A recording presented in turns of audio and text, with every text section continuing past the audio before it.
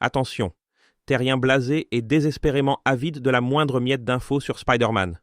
Aujourd'hui, on va disséquer les ramifications philosophiques et géographiques de Spider-Man Brand New Day.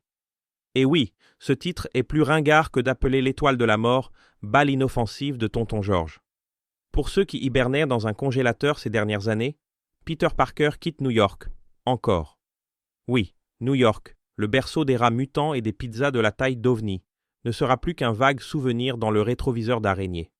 On a des infos brûlantes sur les nouveaux lieux, et la première étape est l'Italie, parce que rien ne crie plus super-héros aux pouvoirs arachnéens que de siroter un cappuccino tout en fuyant des méchants dignes d'une comédie musicale Mamma Mia. Vous vous dites sûrement « Encore l'Italie ?» Quoi après ? Peter qui fait du parcours sur le Colisée en discutant de l'existentialisme de Sartre ? Bon, si Marvel lit ça, prenez des notes. Mais laissez-moi vous expliquer, cher nerd, fan du tisseur. C'est comme se plaindre que la théorie de la relativité est difficile en essayant de jouer aux échecs tridimensionnels avec Spock. Dans Far From Home, Peter était en Italie, et évidemment, les fans n'ont pas arrêté de râler.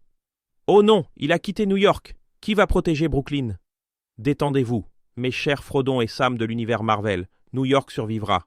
Maintenant, Marvel envisage des lieux en Asie. Bien sûr, parce que le meilleur accompagnement pour un plat de carbonara, c'est un plateau de sushi.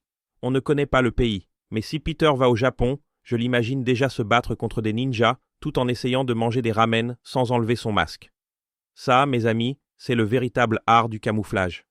Et qui oublierait nos aventures à Prague, la ville éternelle ? Attendez, oups, c'est Rome. Peu importe. S'ils tournent à Prague encore une fois, je veux voir Peter Parker fuir des méchants tout en essayant de prononcer Trdelnik sans ressembler à un robot de Skynet. Blagues à part, on dirait que toute l'intrigue est un gigantesque « Où est Charlie ?» du multivers de Spider-Man. Je parie qu'à la fin, il se battra contre le véritable méchant, le manque de Wi-Fi pendant ses voyages. Ah oui, une sacrée menace pour l'humanité. Et pendant que vous digérez toutes ces informations avec la patience d'un Jedi, écoutant les divagations de Maître Yoda, vous vous demandez peut-être si ça signifie qu'on aura enfin le Battle World des comics ? Spoiler. On aura probablement juste une autre visite guidée de Peter qui prend des selfies devant des monuments historiques. Maintenant, si vous avez aimé ce monologue plus chaotique qu'un épisode de Rick et Morty, cliquez sur le bouton « J'aime » et abonnez-vous à la chaîne. Parce que, franchement, qui d'autre vous tiendra au courant des aventures internationales de notre sympathique araignée du quartier avec autant de sarcasme à la Dr House ?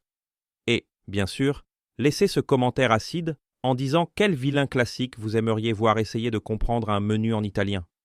Sérieusement, je veux voir le Docteur Octopus commander des lasagnes sans détruire tout le restaurant.